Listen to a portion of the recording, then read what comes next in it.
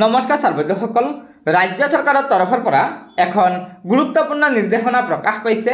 যিখন নিৰ্দেশনা ৰাজ্য চৰকাৰৰ সকলো বিভাগৰ সকলো স্তৰৰ চৰকাৰী কৰ্মচাৰীসকলে মানি চলাটো বাধ্যতামূলক। অন্যথা চৰকাৰী কৰ্মচাৰীসকল অনুশাসনমূলক শাস্তিৰ সন্মুখীন হ'বলগীয়া হ'ব। হয় ছাত্ৰসকল, এই পেপাৰখনতে আজিৰ এই গুৰুত্বপূৰ্ণ খবৰটো আছে। প্ৰথমতে চাব, ৰাজ্যখনত নিৰ্বাচনী আচৰণ বিধি বলবৎ হৈ থকাৰ সময়তে চৰকাৰী প্ৰাদেশিকৃত বিদ্যালয়ৰ শিক্ষক কৰ্মচাৰী আৰু পৰিদৰ্শকৰ কাৰ্যালয়ৰ বিষয়া কৰ্মচাৰীসকলৰ ক্ষেত্ৰত কঠোৰ বাধা নিষেধ আৰোপ কৰি মাধ্যমিক শিক্ষাৰ সঞ্চালকে এক নিৰ্দেশনা জাৰি কৰিছে। এই নিৰ্দেশনাৰ যোগে ৰাজ্যৰ চৰকাৰী বিষয়া কৰ্মচাৰীসকলৰ বাবে প্ৰযোজ্য অসম অসামৰিক সেৱা আচৰণ বিধি 1965 আখৰে আখৰে মানি চলিবলৈ কোৱা হৈছে। এই বিধি ভংগ কৰা শিক্ষক কৰ্মচাৰীসকলৰ ক্ষেত্ৰত অনুশাসনমূলক ব্যৱস্থা লোৱা হ'ব।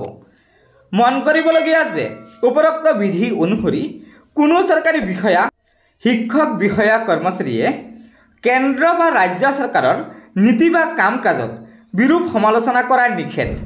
তদুপৰি কোনো বিষয়া কৰ্মচাৰীয়ে ৰাজনৈতিক দল সংগঠনৰ সদস্য বা সেইবিলাকৰ লগত জড়িত হ'ব নোৱাৰিব। কোনো নিৰ্বাচনী প্ৰচাৰত অংশ লোৱা বা কোনো দলৰ হৈ প্ৰভাৱ খটুৱাব নোৱাৰিব। কোনো কৰ্মচাৰীয়ে তেওঁৰ বাসগৃহ বা বাসনত কোনো নিৰ্বাচনী প্ৰতীক চিহ্ন ব্যৱহাৰ কৰিব নোৱাৰিব।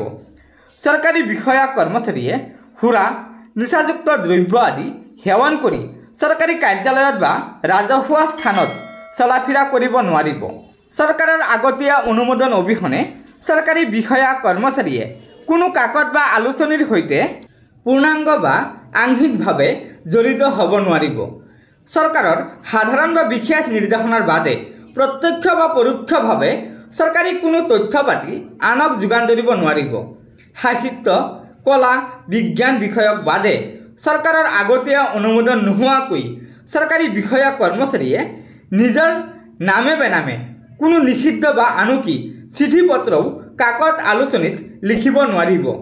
উল্লেখ্য যে আচৰণ বিধিখনত এনে বিভিন্ন বাধা নিষেধ লিপিবদ্ধ আছে আৰু সেই বিধিসমূহ আখৰে আখৰে মানি চলিবলৈ মাধ্যমিক শিক্ষা বিভাগৰ সঞ্চালক মমতা হোজায়ে কঠোৰ নিৰ্দেশনা জাৰি কৰিছে। গতিকে ছাত্ৰসকল, এয়া নিশ্চয় আমাৰ ৰাজ্যৰ সকলো স্তৰৰ সকলো বিভাগৰ চৰকাৰী কৰ্মচাৰীসকলৰ বাবে এটা গুৰুত্বপূৰ্ণ খবৰ। সেয়েহে লগৰ বন্ধুবৰ্গক এই ভিডিঅ'টো শ্বেয়াৰ কৰি আজিৰ এই গুৰুত্বপূৰ্ণ খবৰটো জনাই দিব।